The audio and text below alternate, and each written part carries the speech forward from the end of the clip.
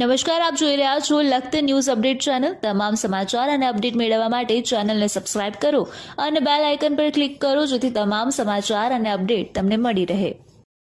લખતર પાતળીને જોડતા એક પુલ એવા લીલાપુર ઇંગરોળી વચ્ચેના પુલ ઉપર પુષ્કળ પ્રમાણમાં પાણી વહેતા લોકો જીવના જોખમે પુલ પસાર કરી રહ્યા છે।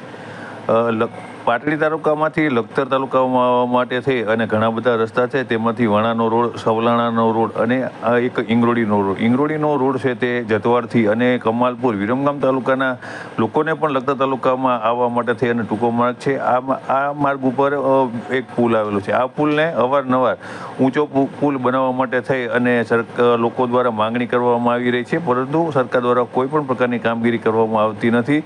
હાલની અંદર લખતર તાલુકાની અંદર પુષ્કળ પ્રમાણમાં ઉપરવાસ વરસાદ પડતા પાણી આવ્યું છે, ત્યારે આ પુલ ઉપરથી પાણી વહી રહ્યું છે અને લોકો જીવના જોખમે પોતે ઇંગરોળીથી લખતર અને લીલાપુર તરફ આવવા માટે થઈ અને આ પુલ પસાર કરી રહ્યા છે। ત્યારે ફરીવાર લોકો દ્વારા આ પુલને ઊંચો ઉપાડી લેવા માંગ કરવામાં આવી છે।